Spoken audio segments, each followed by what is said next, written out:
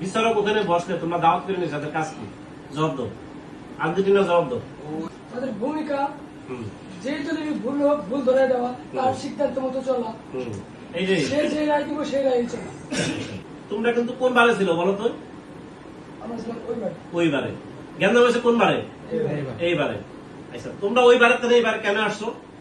তুমি ওই বারে একমাত্র তোমার আসার রাইট আছে, তোমার কোন খেলোয়াড় এইবারে আসার কোন মূল্য রাইট নেই, আছে? তাহলে তারা কেন এখানে আসবে? আমি কিন্তু ওখানে বিচারক আছি, তোমরা আমাদের কাছে কমপ্লেন করতা। কি কমপ্লেন করতা? যে পেনাল্টি তারা মানে না, পেনাল্টি এটা। তারপর তোমাদের কথা যদি আমরা না মানতাম, তোমাদের সেটা তোমরা আবেদন দিতে পারতাম, কিন্তু তোমরা না মানিয়া আমি কিন্তু সাক্ষ্য শোনা দিয়েছি, তোমরা এক ধরে কিন্তু এবারে চলে আসো। আমি শেষ করি কথা শোনো।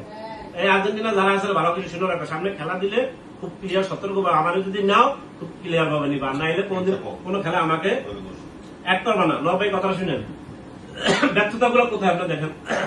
প্রথমত হলো তুমি দল প্রধান হিসাবে আমাদেরকে বলবা যেটা পেনাল্টি করছে এরা মানতেছে না, 100% পেনাল্টি দিতে হবে।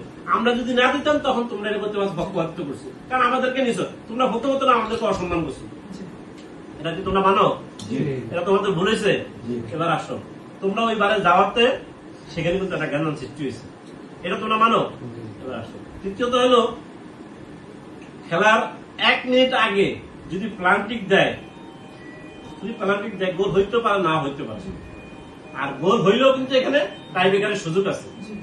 তাহলে এত অরাজকতা কিন্তু তোমাদের কিন্তু হওয়ার কোনো অস্থির হওয়ার কোনো কারণ ছিল না।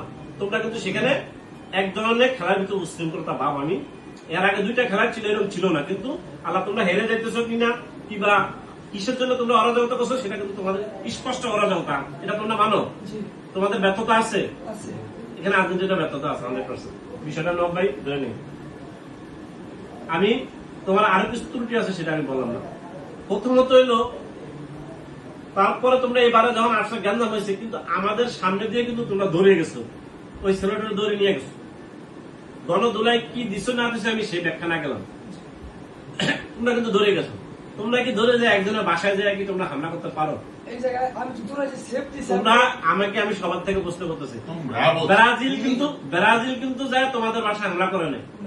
তোমরা কিন্তু ব্রাজিলের মানে কোন খেলোয়াড়ের বাড়ি না, আর তোমার অধিনায়কের বাড়ি হতো, কিন্তু তোমাদের সভাপতি মানে কি পুরা খেলার টিম। তাহলে তোমরা তো তাকে যদি সম্মান দিতে পারতো বিন্দু পরিমাণ, তোমরা তো সেই সম্মানটুকু রাখো নাই, বিচারও অপেক্ষা করো না। তোমরা তাদের ধরে যে তার বাড়িতে হামলা করছো, তার মানে বাড়িতে হামলা করা মানে কি এক ধরনের অপরাধ, এটা কি তোমরা মানো? হ্যাঁ, তাহলে তারা তুমি তাকেও সভাপতিকে অপমান করছো, এটা তোমাদের করা অন্যায়। তোমরা কও, এক হলো তোমরা সভাপতির বাসায় হামলা করছো, 2 নম্বর হলো সভাপতির বাসায় যা গালি গালাজ করছো, আমার কোনো পর্যন্ত বিচার ভাব তোমরা দাও নাই, তোমরা নিজেরা বিচার করে ফেলেছো, এটা কি তোমরা মানো? কথা কি কোনো অলিগাল আছে? আপনাদের গালে বলতে গেছিল। তাহলে তোমরা প্রথমত হইলো তোমরা বিচারকে অমান্য করছো, এটা ঢাকা তোমাদের ভুলগুলো ধরে দেওয়া। এবার আসো ব্রাজিল ওরা নাইলে পেনাল্টি করছে, এতে সমস্যা কি? পেনাল্টি দিতেই পারে 1 ইঞ্চি, এটা যদিও এটা রাইট না, 1 মিনিটের আগে কিন্তু পেনাল্টি আসেন, রাইট আম্পায়ার সিদ্ধান্ত এটাই সত্যি। আমরা বারবার বলছি আম্পায়ার বলছে পেনাল্টি, এটাই পেনাল্টি, খেলার ভিতরে ডিক্লার দিলে হয়ে গেছে, এর সিদ্ধান্ত এটাই, এরপর মানে তার মানে এটা রাইট। তাহলে তোমরা আম্পায়ার সিদ্ধান্ত না মেনে অরাজকতা করছো। প্রথমত হলো যদি পেনাল্টি দিয়ে থাকে, পেনাল্টি দেওয়া মানে গোল না, যদি গোল হয় তারপর টাইব্রেকার আসবে, টাইব্রেকারে যে গোল হইতে পারে। তাহলে সেখানে তোমরা কেন আম্পায়ারের সিদ্ধান্ত অমান্য করলা? এখানে আর্জেন্টিনা ব্রাজিল যারা আছে এটা কেন অমান্য করলো? এটা ব্যর্থতা দাও, তোমাদের কিন্তু ব্যর্থতা আছে কিনা স্বীকার করো। ব্যর্থতা আছে তোদের? বেটা কথা বলতে ব্যর্থতা আছে। ঘুষি দিতে পারেন না, এনে সামনে আপনি ভিতরে যাবো। আইসা তোমাদের ব্রাজিলের ব্যর্থতা কেন? এটা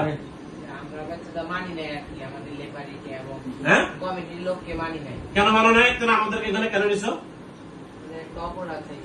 হ্যাঁ, আমরা ওইটা মানি না যে প্লান্টিং হয় নাই, ওরা বলতেছে যে দৌড় দিয়ে মারা প্লান্টিং। কিন্তু তোমরা এখানে কিন্তু খেলতেছ আম্পায়ারের সিদ্ধান্ত মানি, এটা ফাইনাল সিদ্ধান্ত। তোমরা আম্পায়ারের সিদ্ধান্ত মানি না, তারপরে আম্পায়ার সিদ্ধান্ত দিচ্ছে, ঠিক আছে আমরা তো আছি, তাহলে আমাদের কাছে আসবো অকদিনে জ্ঞান করে কথা না। তাহলে তোরা অমান্য করলে যে আমরা মানি না, না মানার কারণে তো আজকে হয় আর হয় পাশের থেকে জ্ঞান করার সুযোগ পাইছে। যদি খেলোয়াড় দুই গ্রুপ, খেলোয়াড় যদি আলাপ থাকতো তাহলে কিন্তু এনে গ্যাঞ্জাম হয় না।